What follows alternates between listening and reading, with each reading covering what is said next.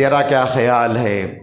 فرما بردار اور وفادار بیٹے نے کہا قال یا ابت افعل ما تؤمر، ابا جان اللہ تعالیٰ نے خواب میں آپ کو جو بشارت دکھایا ہے اس کو آپ کر گزریے، ستجدنی انشاءاللہ من الصابرین، انشاءاللہ اللہ نے اگر چاہا تو آپ مجھے صبر کرنے والوں میں سے پاؤ گے۔ اللہ اکبر، باپ بھی راضی، بیٹا بھی راضی۔ حضرت ابراہیم علیہ السلام بیٹے کو مینا کے میدان کی طرف لے کر آگے بڑھے۔ فلما اسلما وتلہ للجبین، دونوں جب باپ قربان کرنے کے لیے تیار، بیٹا قربان ہونے کے لیے تیار، فلما اسلما وتلہ للجبین، پیشانی کے بل زمین پہ بیٹے کو لٹا ہوگی۔ اللہ کے لیے میں اپنی جان کیا اپنی لاڈلی اولاد کو بھی قربان کرنے کے لیے تیار، اسی جذبے کے ساتھ مجھے اور آپ کو جانور ذبح کرنا ہے۔ آج میں جانور ذبح کر رہا ہوں، وقت آنے پر میری اولاد کو بھی اللہ کے حوالے کروں گا، میری جان کو بھی اللہ کے حوالے کروں گا، میرے مال کو بھی اللہ کے حوالے کروں گا، میرا تن من دھن سب کچھ اللہ کے لیے ہے۔ ان صلاتی و نسکی و محیای و مماتی للہ رب العالمین، بے شک میری نماز، بے شک میری قربانی، بے شک میرا جینا، بے شک میرا مرنا، سب کچھ اللہ رب العالمین کے لیے ہے۔ یہاں ایک بات آپ غور کریں، ابراہیم علیہ السلام نے کہا بے شک میری نماز، بے شک میری قربانی۔ قربانی سے پہلے نماز کا ذکر ہے، قربانی سے پہلے نماز کا ذکر ہے، یہ بتانے کے لیے کہ نماز زندگی میں اول درجے کی عبادت ہے، قربانی دوسرے درجے کی عبادت ہے۔ کتنے لوگ ہیں نماز کی پابندی نہیں کرتے، پنجگانہ نماز ادا نہیں کرتے، ہاں قربانی کرنے میں پیش پیش رہتے ہیں۔ کتنے لوگ سینے پہ ہاتھ رکھیں، مجھے بتائیں آج فجر کی نماز ادا کیے ہوں؟ حضرات یاد رکھیے، فجر کی نماز کی 2 رکعت سنت، فجر کی نماز کی 2 رکعت سنت، یہ دنیا اور دنیا کی ساری دھن دولت سے بہتر ہے۔ تو قربانی سے زیادہ ثواب آپ کو جب ملے گا تب فجر سے پہلے 2 رکعت نماز آپ ادا کرتے ہیں۔ تو مجھے بتائیے، آپ قربانی جیسی بڑی عبادت کرنے کے لیے الحمدللہ جانور خریدے ہیں اور اب قربانی کرنے والے ہیں، کیا آپ نماز کی پابندی کرتے ہیں؟ اگر آپ نمازی نہیں ہیں، اگر آپ بے نمازی ہیں، آپ کی قربانی بیکار ہے۔ اگر آپ نماز کے پابند نہیں ہیں، آپ کی قربانی بیکار ہے، کیونکہ جو آدمی ہمیشہ نماز کو چھوڑ دیتا ہے وہ اپنے آپ کو مسلمان کہنے کا حق نہیں رکھتا۔ جو سورت میں نے تلاوت کی انا اعطیناک الکوثر، اے پیغمبر ہم نے آپ کو حوض کوثر عطا کیا، فصلی لربک ونہر، یہاں بھی آپ غور کریں، پہلے نماز کا ذکر، بعد میں قربانی کا ذکر۔ فصلی لربک ونہر، اے پیغمبر اپنے رب کے لیے نماز پڑھیے پھر قربانی دیجیے۔ پہلے نماز ہے، زندگی کا لازمہ ہے نماز۔ زندگی کی سانسیں جب تک باقی رہیں، چاہے سفر میں رہو، چاہے حضر میں رہو، چاہے مارکیٹ میں رہو، چاہے بازار میں رہو، چاہے پہاڑوں میں رہو، چاہے غاروں میں رہو، چاہے ہواؤں میں رہو، چاہے فضاؤں میں رہو، جہاں بھی آپ رہو، وقت آئے آنے پر نماز ادا کرنا ہے۔ آ گیا عین لڑائی میں اگر وقت نماز، قبلہ روحوں کے زمیں بوس ہوئی قوم حجاز۔ حضرات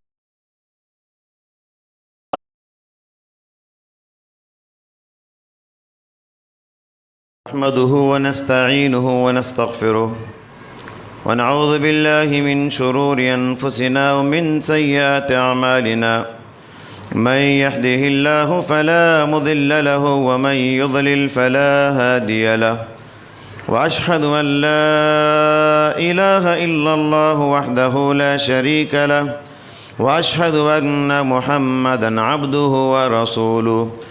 يا أيها الذين آمنوا اتقوا الله حق تقاته ولا تموتن إلا وأنتم مسلمون۔ يا أيها الناس اتقوا ربكم الذي خلقكم من نفس واحدة وخلق منها زوجها وبث منهما رجالا كثيرا ونساء، واتقوا الله الذي تساءلون به والأرحام إن الله كان عليكم رقيبا يا أيها الذين آمنوا اتقوا الله وقولوا قولا سديدا يصلح لكم أعمالكم ويغفر لكم ذنوبكم ومن يطع الله ورسوله فقد فاز فوزا عظيما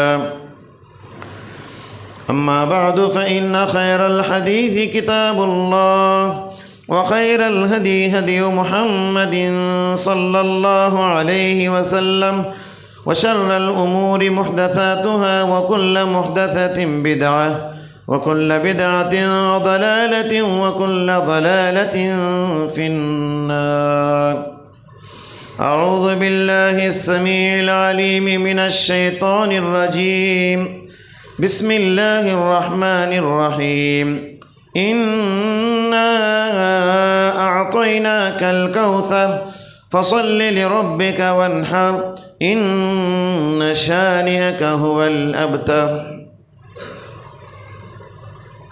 حاضرین جماعت، آج کا دن ہم سب کے لیے بڑی شادمانی اور بڑی خوشی کا دن ہے، کیونکہ کووڈ کے حالات میں آج کا دن بہت سارے لوگوں کے لیے غم کا دن بھی ہے۔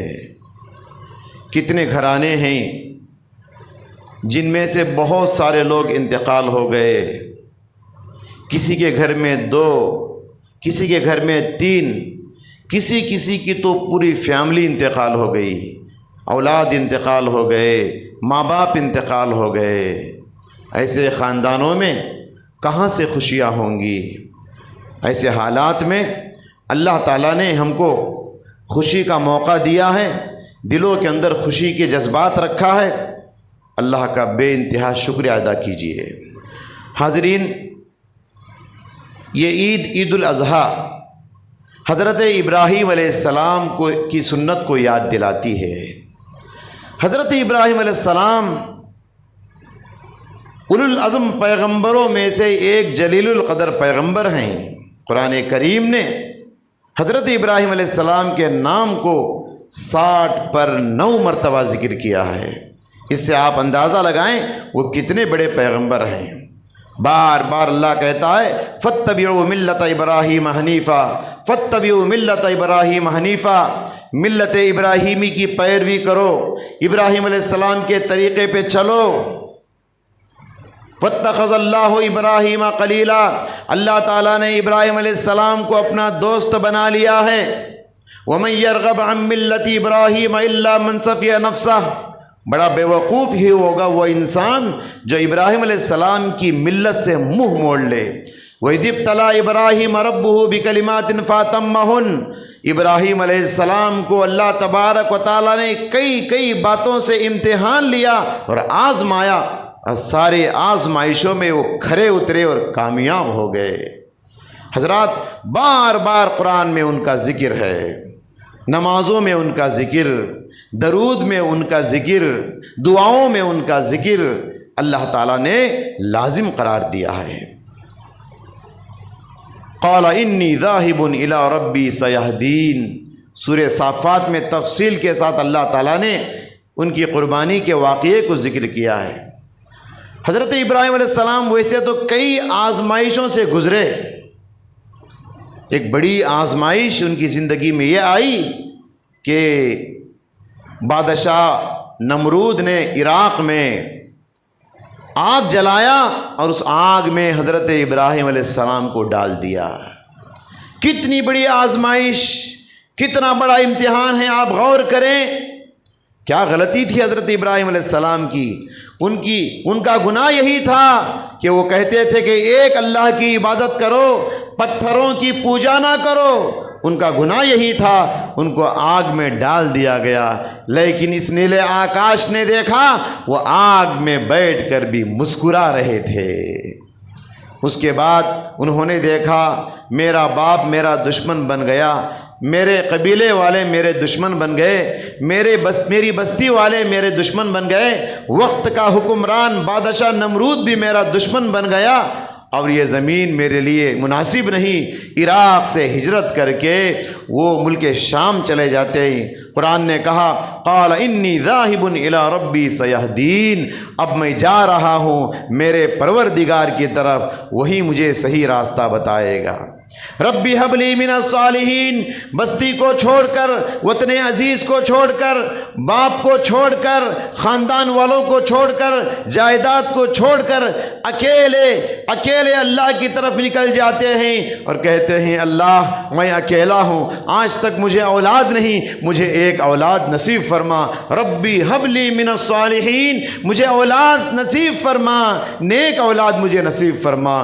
فبشرناہ بغلام حلیم، کتنا بڑا امتحان یہ بھی، اولاد دینے کے لیے 80 سال تک اللہ نے ان کو تڑپایا۔ یہ بھی زندگی کی بہت بڑی آزمائش تھی۔ 80 سال کی عمر میں اللہ تعالیٰ نے ان کو اولاد دیا۔ فبشرناہ بغلام حلیم، نرم دل اور نیک لڑکا اللہ ان کو عطا فرمایا۔ فلما بلغ معہ السعی، اتنی بڑی آزمائش کے بعد، 80 سال کی عمر کے بعد جب اللہ نے بیٹا دیا، پھر بیٹے میں بھی امتحان لینا چاہا، اور زندگی کی سب سے بڑی آزمائش تھی یہ، بیٹے میں اللہ نے امتحان لینا چاہا، اللہ نے خواب میں دکھایا۔ فلما بلغ معه السعي قال يا بني انی ارى في المنام انی اذبحك فانظر ماذا ترى۔ بیٹے کی عمر، اسماعیل کی عمر جب دوڑنے کی عمر تھی، کھیل کود کی عمر تھی، تو حضرت ابراہیم بیٹے اسماعیل کے پاس آئے، کہنے لگے بیٹا میں نے خواب میں دیکھا ہے، میں تجھے اپنے ہاتھ سے ذبح کر رہا ہوں، بتا تیرا کیا خیال ہے؟ فرما بردار اور وفادار بیٹے نے کہا قال یا ابت افعل ما تؤمر، ابا جان اللہ تعالیٰ نے خواب میں آپ کو جو بشارت دکھایا ہے اس کو آپ کر گزریے، ستجدنی انشاءاللہ من الصابرین، انشاءاللہ اللہ نے اگر چاہا تو آپ مجھے صبر کرنے والوں میں سے پاؤ گے۔ اللہ اکبر، باپ بھی راضی، بیٹا بھی راضی۔ حضرت ابراہیم علیہ السلام بیٹے کو مینا کے میدان کی طرف لے کر آگے بڑھے۔ فلما اسلما وتلہ للجبین، دونوں جب باپ قربان کرنے کے لیے تیار، بیٹا قربان ہونے کے لیے تیار، فلما اسلما وتلہ للجبین، پیشانی کے بل زمین پہ بیٹے کو لٹا دیا۔ روایات میں آتا ہے پیشانی کے بل کیوں لٹایا؟ بیٹے نے کہا ابا جان اگر میرا چہرہ دیکھیں گے ذبح کرتے وقت، اللہ کی محبت پر میری محبت اگر غالب آ جائے، آپ مجھے ذبح نہیں کر پائیں گے، لہٰذا مجھے میرے چہرے کو زمین کی طرف کر دیجئے۔ جبہتن کہتے ہیں پیشانی کا کروٹ والا حصہ، جیسے جانور کو ہم پیشانی کروٹ کر کے لٹاتے ہیں، ویسے ہی ابراہیم علیہ السلام نے لٹا دیا، اور ان کی گردن پہ جب چھری چلانے لگے، وَنَادَيْنَاهُ أَن يَا إِبْرَاهِيمُ، آسمان والا سب جانتا ہے، منظر دیکھ رہا تھا، اللہ نے کہا اے ابراہیم، اے ابراہیم قد صدقت الرؤیا انا كذلك نجزی المحسنین، تو نے خواب کو سچ کر دکھایا، انا كذلك نجزی المحسنین، نیک لوگوں کا اسی طرح ہم بدلہ دیتے ہیں۔ وَفَدَيْنَاهُ بِذِبْحٍ عَظِيمٍ، اللہ تبارک و تعالی حضرت جبرائیل کے ذریعے سے آسمان سے ایک بکرے کو بھیجتا ہے، آسمان سے ایک مینڈے کو بھیجتا ہے۔ حضرت ابراہیم علیہ السلام اپنے بیٹے کی رسیاں کھولتے ہیں اور جانور کو ذبح کرتے ہیں۔ پھر فرمایا کہ اِنَّ هَذَا لَهُوَ الْبَلَاءُ الْمُبِينُ، زندگی کی سب سے بڑی آزمائش تھی یہ، کھلم کھلا اور بڑی آزمائش، اللہ خود کہتا ہے اس آزمائش میں ابراہیم علیہ السلام کامیاب ہو گئے۔ ان هذا لهو البلاء المبین وترکنا علیہ فی الآخرین، پھر اللہ نے کہا ابراہیم کے ذکر کو اور ابراہیم کی اس سنت کو ہم نے قیامت تک جاری کر دیا۔ سلام علی ابراہیم، ابراہیم کی اس آزمائش پر جب وہ کامیاب ہو گئے، اللہ سلام کرتا ہے، سلام علی ابراہیم۔ سبحان اللہ، کتنے بڑے پیغمبر ہیں وہ، کتنے نیک پیغمبر تھے وہ، کتنے اعلیٰ درجے کے پیغمبر، کتنے اولو العزم پیغمبر، حضرت ابراہیم علیہ السلام۔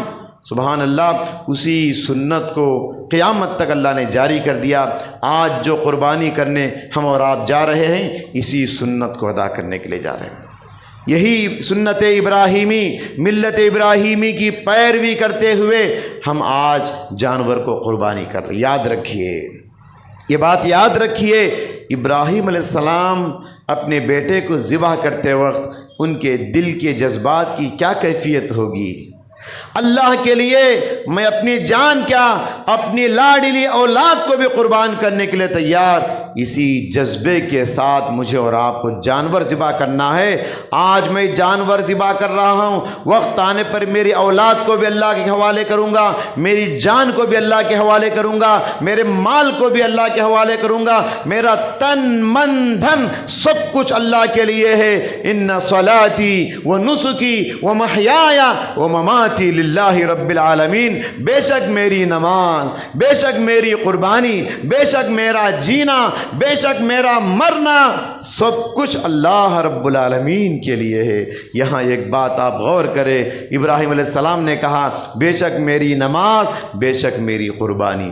قربانی سے پہلے نماز کا ذکر ہے، قربانی سے پہلے نماز کا ذکر ہے، یہ بتانے کے لیے کہ نماز زندگی میں اول درجے کی عبادت ہے، قربانی دوسرے درجے کی عبادت ہے۔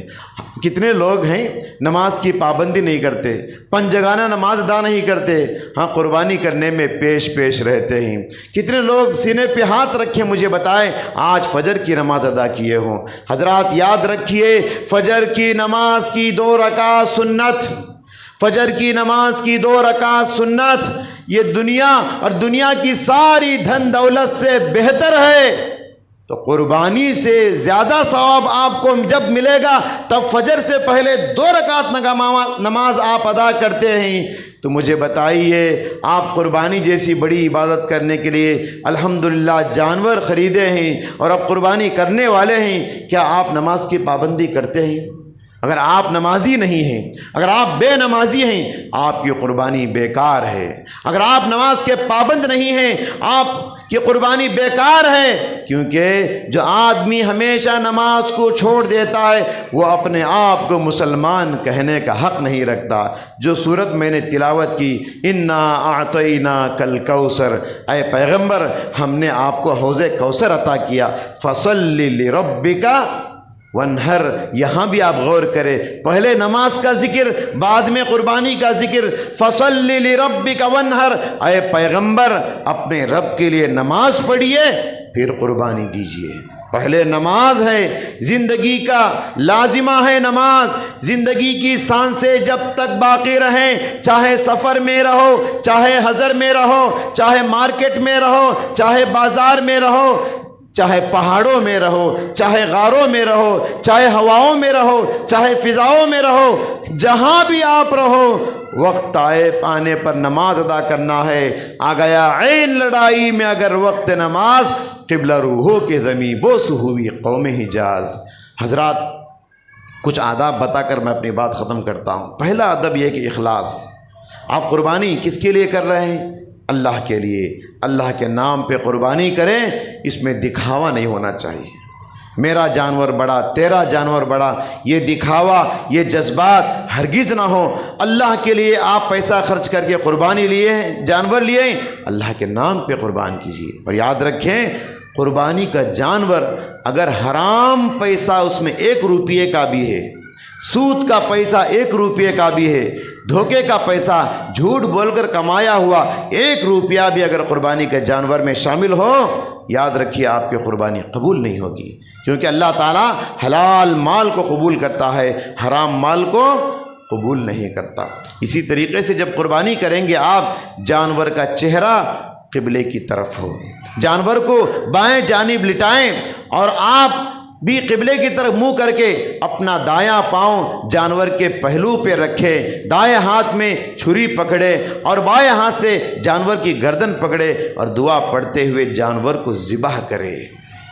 اس طریقے سے کہ جانور کا چہرہ بھی قبلے کی طرف اور آپ کا چہرہ بھی قبلے کی طرف۔ پیارے نبی نے خاص کر یہ حکم دیا، جانوروں کو بھی جذبات ہوتے ہیں، جانوروں کے بھی احساسات ہوتے ہیں۔ پیارے نبی کا حکم ہے جانور کے سامنے جانور کو ذبح نہ کرو، جانور کے سامنے چھری کو تیز نہ کرو۔ فَلْيَحِدَّ أَحَدُكُمْ شَفْرَتَهُ وَلْيَرِحْ ذَبِيحَتَهُ، فرمایا چھری پہلے ہی تیز کر کے رکھ لو اور اتنی تیز ایک دو مار میں جانور ذبح ہو جائے۔ اسی طریقے سے حضرات ابھی 10 دنوں سے ہم ناخن اور بال کو روکے رکھے ہیں، قربانی کرنے کے بعد ہی یہ ناخن اور بال نکالیں گے، عید کی نماز کے بعد نہیں، قربانی کے بعد۔ اگر آپ کی قربانی شام میں ہے تو شام میں نکالیے، اگر آپ کی قربانی کل یا پرسوں میں ہے تو جانور ذبح ہونے کے بعد آپ اپنے بال اور ناخن نکالیں۔ بال نکالنے کی جب بات آئی تو یہ بات یاد رکھے، داڑھی کے بال نکالنا حرام ہے، داڑھی چھیل نہیں سکتے آپ۔ پیارے نبی صلی اللہ علیہ وسلم نے فرمایا خالف الیہود، داڑھی بڑھاؤ اور یہودیوں کی مخالفت کرو، داڑھی بڑھاؤ پتھروں کی پوجا کرنے والے مشرکوں کی مخالفت کرو، داڑھی بڑھاؤ آگ کی پوجا کرنے والے مجوسیوں کی مخالفت کرو۔ اپنے چہروں کو مشرکوں کا چہرہ نہ بناؤ، اپنے چہروں کو کافروں کا چہرہ نہ بناؤ، اپنے چہروں کو عورتوں کا چہرہ نہ بناؤ۔ پیارے نبی صلی اللہ علیہ وسلم نے سختی کے ساتھ منع فرمایا کہ داڑھی چھیلنے سے۔ اسی طریقے سے حضرات قربانی کے موقع پہ ایک مسئلہ یہ بھی ہے کہ اگر آپ کے پڑوس میں دوست میں غیر مسلم ہیں ان کو بھی آپ قربانی کا گوشت دینا چاہتے ہیں، دینے کی اجازت ہے، یہیں سے اسی بہانے سے آپ دعوت کا دروازہ کھول سکتے ہیں اور دین کی بات ان کو سمجھا سکتے ہیں۔ اور آخری بات حضرات، قربانی یہ عبادت ہے، ہماری عبادت گندگی نہیں سکھاتی، عبادت ہے یہ گندگی نہیں ہے۔ ہم اس شریعت کو ماننے والے ہیں جو شریعت کی تعلیم دیتی ہے، ہمارا دین یہ سکھاتا ہے الطہور شطر الایمان، پاکی صفائی آدھا ایمان ہے، پاکی صفائی آدھا ایمان ہے۔ گلیوں پہ سڑکوں پہ خون پڑا ہوا ہو، جانور کا گوبر پڑا ہوا ہو، جانور کی مینگنیاں پڑی ہوئی ہیں، گھاس پڑا ہوا ہے، ہڈیاں پڑی ہوئی، اچھی بات نہیں۔ مسلمان بدنام ہوں گے اس طرح سے، اگر ایسا آپ کریں گے تو ہمارا دین بدنام ہوگا، ہمارا اسلام بدنام ہوگا، ہمارا قرآن بدنام ہوگا۔ لہٰذا غیر مسلموں کی عیدوں کی طرح روڈ خراب نہ کرے، ماحول خراب نہ کرے، ہوا اور فضا خراب نہ کرے، بلکہ پاکی صفائی کا خوب خیال کرے۔ خاص کر جانور کے پیٹ میں جو گندگی کی تھیلی ہوتی ہے، گوبر کی تھیلی، وہ ڈسٹ بین میں لے جا کے ڈالے، جہاں ڈالنے کا حکم ہے وہاں لے جا کے ڈالے، ادھر ادھر پھینکنے کی کوشش نہ کرے۔ اور خاص کر آخری بات، جب بھی ایک دوسرے سے ملاقات کریں تقبل اللہ منا ومنکم، یہ دعا پڑھتے ہوئے ملاقات کرے، اللہ تمہاری اور ہماری عبادتوں کو قبول فرمائے۔ کیونکہ سوشل ڈسٹنس کے ساتھ ماسک پہنے ہوئے آپ آئے ہیں، اور یہ بات بھی یاد رکھیں گلے نہ ملے، ہاتھ نہ ملے، حکومت کی طرف سے منع کیا گیا ہے۔ لہٰذا اللہ تعالیٰ سے دعا ہے اللہ تبارک و تعالیٰ مجھ کہنے والے اور اب سننے والے سبھی حضرات کو عید کی حقیقی خوشیاں نصیب فرمائے، ساروں کی قربانی اللہ قبول فرمائے، ہم سب کو اتحاد اتفاق کی زندگی اللہ نصیب فرمائے۔ وآخر دعوانا الحمدللہ رب العالمین۔ السلام علیکم ورحمۃ اللہ وبرکاتہ۔